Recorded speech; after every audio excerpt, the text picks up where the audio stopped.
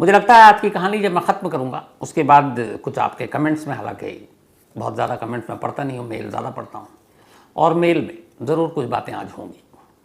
और क्यों होंगी और मैं ऐसा क्यों कह रहा हूँ, जब ये कहानी कंप्लीट हो जाएगी तो आप भी सोचेंगे और मुस्कुराएंगे भी। कहानी केरल की है। केरल में एक नौजवान जिसकी उम्र 31 साल, नाम नीतीश PR, 12वीं पास, लिखने पढ़ने का शौकीन, और ख़ास तौर पर ब्लैक मैजिक, उसकी तरफ उसका अट्रैक्शन था।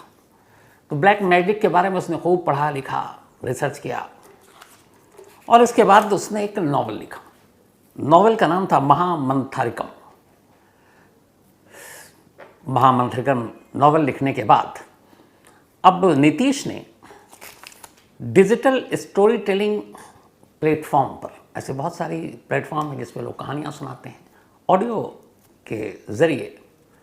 जैसे मैं नाम ले लूँगा, कई मैं कहता भी हूँ कि आप ये कहानी इस ऑडियो बुक में सुने, तो ऐसे तरह तरह के हैं हमारे यहाँ बहुत सारे ऑडियो बुक प्लेटफॉर्म हैं डिजिटल पे जहाँ आप कहानियाँ सुनते हैं। तो नॉवल महामंथरिकम, ये नॉवल जो कहानी थी इसमें, वो कहानी थी एक ऐसे शख्स की जो ब्लैक मैजिक का जानकार है। उसके बाद एक फैमिली के टच में आता है, फिर उस फैमिली के लोग धीरे धीरे गायब हो जाते हैं, फिर एक बच्चे का कत्ल होता है, फिर घर का मुखिया गायब हो जाता है। तो इसी के इर्द गिर्द और उसी में ये पूरी ब्लैक मैजिक और उसकी कहानी थी। तो online digital story telling platform जिसका नाम था प्रतिलिपि, ये प्रतिलिपि एक केरल में है और इसके ज़रिए लोग कहानी सुनाते हैं ऑनलाइन। तो नीतीश ने 2018 में इसी डिजिटल ऑडियो प्लेटफॉर्म प्रतिलिपि पर एक कहानी के 6 एपिसोड सुनाए। और ये कहानी थी एक ब्लैक मैजिक, जादू टोना, तंत्र मंत्र, बदला, खौफ, रिश्ते, अपवित्र रिश्ते, इन सारी चीज़ों को मिलाकर ये पूरी एक सीरीज थी जिसके 6 एपिसोड थे। तो ऑडियो बुक के तौर पर ये कहानी प्रतिलिपि, जो एक डिजिटल स्टोरी टेलिंग प्लेटफॉर्म नाम की जो भी कंपनी कहें आप, उस पर नीतीश ने ये सुनाई 6 एपिसोड 2018 में। इत्तेफाक से लोगों को ये कहानी बड़ी पसंद आई क्योंकि वैसे भी मिस्टीरियस, भूत प्रेत, जादू टोना, खौफ, बदला, थोड़ा लोग ज़्यादा इसको ध्यान से सुनते हैं। तो नीतीश ने भी इसको जिस अंदाज में सुनाया और जिस तरह की कहानी थी, 6 एपिसोड में एक पूरे फैमिली की कहानी, उसको लोगों ने सुना। और उस वक्त 2018 की बात है, करीब 50,000 से ज़्यादा लोगों ने ऑनलाइन ये कहानी सुनी। बहुत सारे लोगों ने कमेंट्स किया और फिर ये भी कहा कि आप इसी तरह की सीरीज़ और सुनाएं और कहानियाँ लाएं। नीतीश का भी हौसला बढ़ा, लोगों को पसंद भी आया। उधर उसके जो नॉवल महामंथरिकम, वो भी लोग ख़रीद के पढ़ रहे हैं, सब कुछ ठीक ठाक चल रहा है। लेकिन तभी 2 मार्च 2024, इसी महीने 25 दिन पहले की बात है, केरल के इडुक्की डिस्ट्रिक्ट में एक शहर है कटप्पना, कटप्पा याद आ गया लेकिन ये कटप्पना है। तो इसी कटप्पना शहर में 2 लोगों को केरल पुलिस गिरफ्तार करती है। इनके ऊपर इल्ज़ाम ये था कि इन्होंने एक ऑटोमोबाइल वर्कशॉप में चोरी करने की कोशिश की थी। कोशिश क्या, चोरी कर भी ली थी, लेकिन CCTV फुटेज और बाकी चीज़ों के सहारे पुलिस चोरों की तस्वीर देखती है और उसके बाद 2 चोरों को आइडेंटिफाई करती है। उनमें से एक का नाम था विष्णु और दूसरे का नाम था नीतीश PR। वही नीतीश PR जिसने 6 सीरीज़ में जो प्रतिलिपि ऑडियो प्लेटफॉर्म उस पर कहानी सुनाई, जिसने नॉवल लिखा भूत प्रेत तंत्र मंत्र पर। तो एक नॉवल लिखने वाला राइटर, एक स्टोरी सुनाने वाला स्टोरी टेलर, चोरी के मामले में अब पुलिस के रडार पर। पुलिस उसका पता सुराग ढूंढते ढूंढते एक घर में पहुंचती। अब ये दोनों, विष्णु और नीतीश, पुलिस के कब्जे में। कब्जे में लेने के बाद अब चोरी का माल भी बरामद करना था, तो उनसे पूछताछ होती। फिर ये होता कि घर में तलाशी लेते हैं, शायद ले जाकर चोरी का माल रखा हो। तो पुलिस फिर से घर के अंदर की तलाशी लेती है। इत्तेफाक से एक कमरे का दरवाज़ा अंदर से बंद था, बाहर से घर के अंदर। पुलिस उस दरवाजे को खोलती है, जब अंदर जाती है तो चौंक उठती है, देखती है 2 महिलाएं, एक थोड़ी एजेड एक थोड़ी यंग, उस कमरे के अंदर बंद है। उन दोनों को बाहर निकाला गया तो देख कर ये लगा कि इनकी हालत बहुत ख़राब है। जब उनसे बातचीत करने की कोशिश की गई तो लगा कि इनकी मानसिक स्थिति भी ठीक नहीं है। पुलिस बड़ी हैरान कि एक शहर के घर के अंदर 2 महिलाएं इस तरह से कैद। खैर, उनको फ़ौरन हॉस्पिटल पहुंचाया गया। उसके बाद ये पता किया गया कि भाई इनका कोई फैमिली मेंबर रिलेटिव कोई हो। तो अब छानबीन शुरू हुई तो पता चला हाँ इनके जो गार्जियन है उनका नाम है विजयन, और विजयन इत्तेफाक से लास्ट ईयर 2023 के सितंबर से गायब है। 2 महिलाएं घर के अंदर कैद है। घर का मुखिया सितंबर से गायब है, उसका कोई पता नहीं। अब पुलिस हैरान। अब अड़ोस पड़ोस के लोगों से, पंचायत से पूछताछ हुई तो उन्होंने कहा कि ये कुछ वक्त पहले यहाँ पे ये फैमिली किराए पर आई थी, लेकिन कभी भी किसी बाहरी शख्स को इन लोगों ने अपने घर के अंदर दाखिल होने नहीं दिया। जो दोनों नीतीश और विष्णु बस यही आते थे। उन्होंने कहा कभी घर के बाहर उन्होंने किसी महिलाओं के कपड़ों को सूखते हुए भी नहीं दिखाया। आमतौर पे जैसे होता है कि धोने के बाद बाहर डाल देते हैं, जिससे अंदाज़ा हो जाता है घर में महिलाएं भी हैं, और कोई अंदर जा नहीं सकता था, इसलिए किसी को पता नहीं कि इस घर के अंदर 2 महिलाएं भी रहती हैं। अब पुलिस हैरान कि इतनी गोपनीयता और इनको कैद करके रखने की वजह क्या है।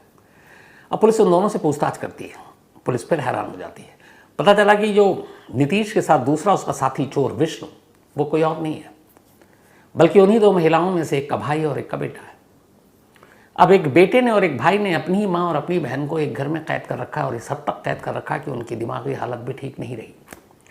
और उसी बेटे का बाप सितंबर 2023 से गायब है। अब ये कहानी क्या है, कुछ समझ में नहीं आ रहा है।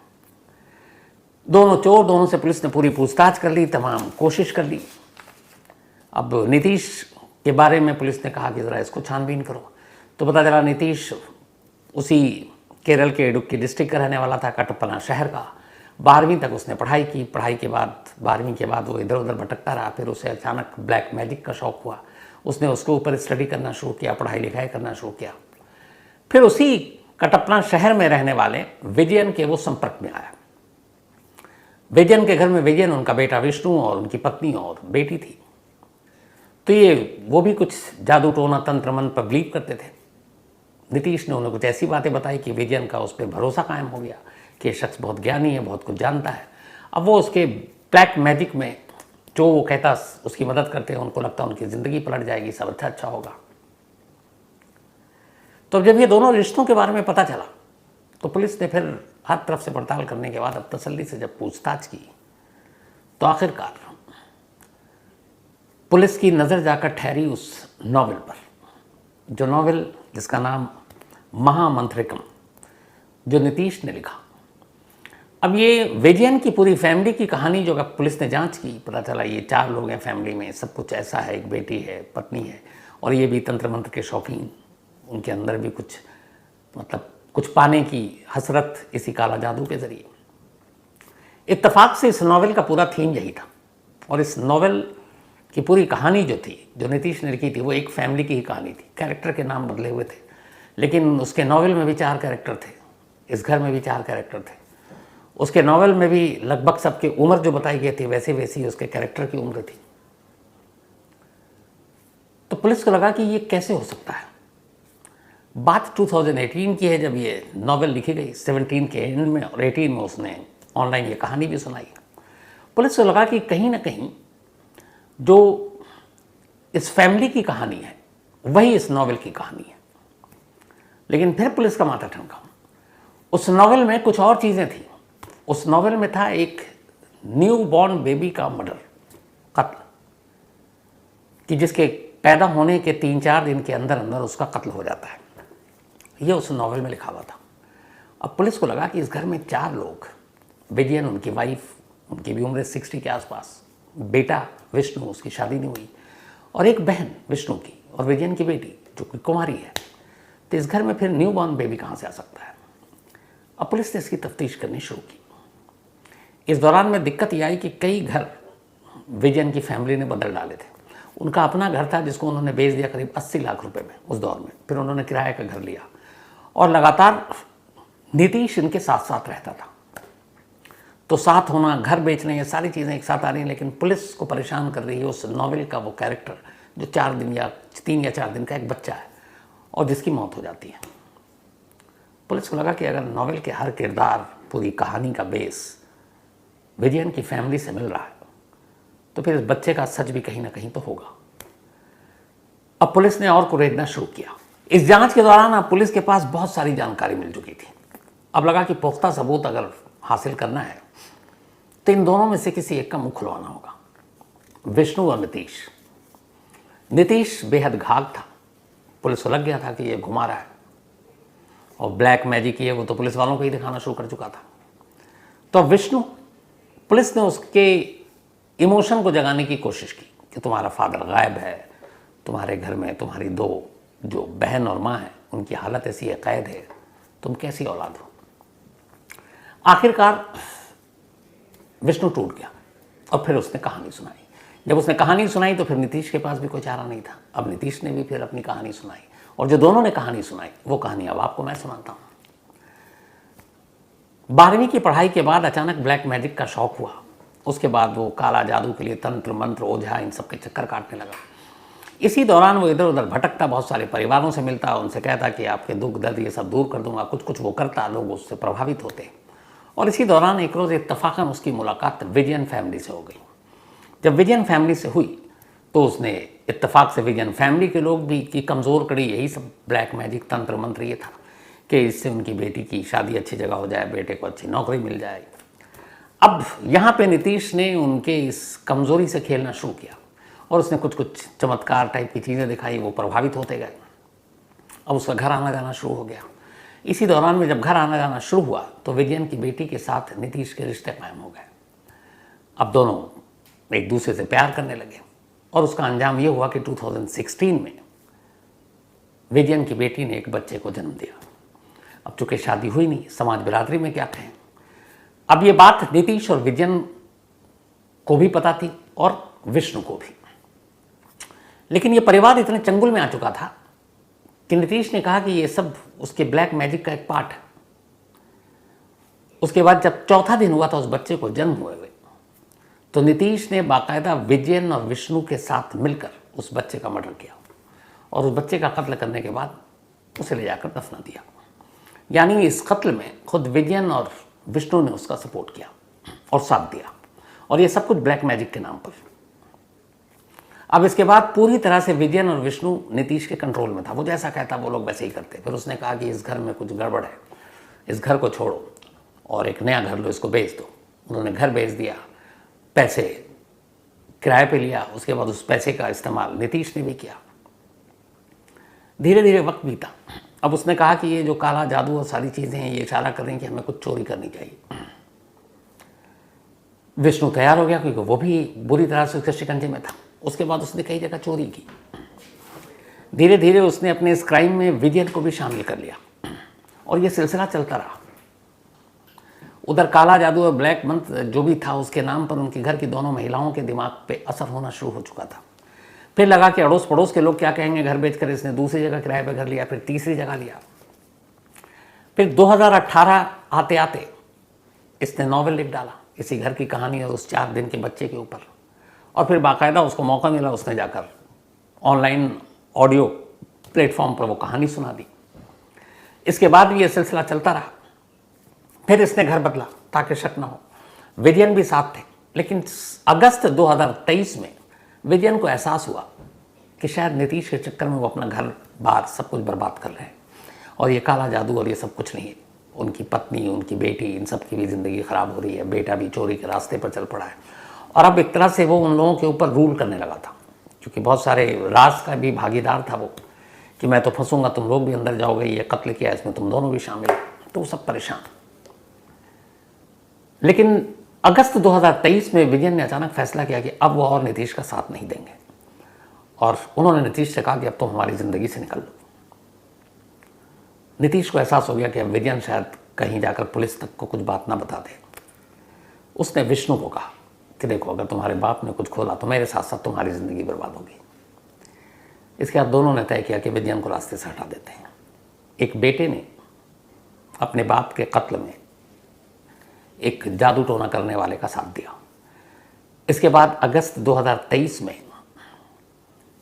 जिस घर में ये लोग पहले रह रहे थे किराए पे, उसी घर के अंदर विजयन का कत्ल कर दिया गला घोंटकर, और उसी घर में कमरे के अंदर गड्ढा खोदकर विजयन की लाश को दफना दिया। ये सब करने के 15 दिन के अंदर अंदर उन्होंने किराए का घर भी वो छोड़ दिया और फिर आ गए वो नई जगह पर, जिस जगह से ये दोनों गिरफ्तार हुए और जिस जगह दोनों महिलाएं कैद थी। पुलिस ने दोनों महिलाओं को अस्पताल भेजा है, उनका इलाज चल रहा है और अब यह है कि शायद उनके इलाज के बाद उनका बयान हो और कुछ चीज़ें आए। लेकिन जो सबसे बड़ा सबूत मिला पुलिस को, वो उन दोनों के बयान के बाद जिस पुराने घर में उन्होंने विजयन का कत्ल करके लाश को दफनाया था, वहाँ से उसकी बॉडी बरामद हो गई। विजयन की बॉडी के पोस्टमार्टम और बाकी चीज़ें हो गई हैं ताकि ये साबित हो सके कि वो विजयन है। और अब पुलिस उन दोनों को अरेस्ट करने के बाद पूछताछ की। फिलहाल दोनों यानी कि नीतीश और विष्णु जुडिशियल कस्टडी में जेल में है, इसी केरल के इडुक्की डिस्ट्रिक्ट में। तो अब इस कहानी का सार ये है कि कातिल पहले जादू टोना की बात करता है, फिर उसी जादू टोना के नाम पर एक लड़की को अपने प्यार के जाल में फंसाता है। इसके बाद 4 दिन के पैदा हुए उस बच्चे का कत्ल करता है और फिर थोड़ा वक्त बीतता है। उसी फैमिली को अपने चंगुल में लेने के बाद वो एक नॉवेल लिखता है और यही कहानी 6 एपिसोड में ऑनलाइन ऑडियो बुक प्लेटफॉर्म पर सुनाता है, अपने ही हाथों से किए गए कत्ल की कहानी को। और इसके बाद फिर वो दूसरा कत्ल करता है। 8 साल 2016 में उसने ये कत्ल किया था 4 दिन के बच्चे का, 2023 में किया विजयन का, और उसके बाद 2024 अभी 2 मार्च को अरेस्ट हुआ है। 8 साल तक इस कहानी पर पर्दा पड़ा रहा। और अगर केरल पुलिस की माने तो चोरी के मामले में ये दोनों गिरफ्तार हुए थे और ये मामला जाकर रुकेगा 2 कत्ल के केस पर। इस केस का खुलासा तब तक मुमकिन नहीं था अगर खुद कातिल ने वो नॉवेल न लिखा होता और कातिल ने खुद इस कत्ल की कहानी ऑडियो प्लेटफॉर्म पर न सुनाई होती, तो शायद विजयन और उस 4 दिन के बच्चे की न कभी लाश का पता चलता न कत्ल का। लेकिन हो सकता है कि ओवर कॉन्फिडेंस में मारा गया। तो शुरुआत में मैंने आपसे इसीलिए कहा था क्योंकि इस कहानी को जब मैं रिसर्च कर रहा था और बात कर रहा था, सोच रहा था, तो मैंने कहा यार कहानी तो मैं भी सुनाता हूँ, लेकिन हाँ जाहिर सी बात है वो नहीं कर सकता जो नीतीश ने किया। लेकिन हमारी क्राइम तक फैमिली मेम्बर बहुत होशियार है, मुझे मालूम था कि कुछ लोग ऐसे कमेंट्स बाद में करें, तो मैंने कहा कि पहले खुद ही से कर देता हूँ। बाकी अपनी राय आप ज़रूर दीजिए।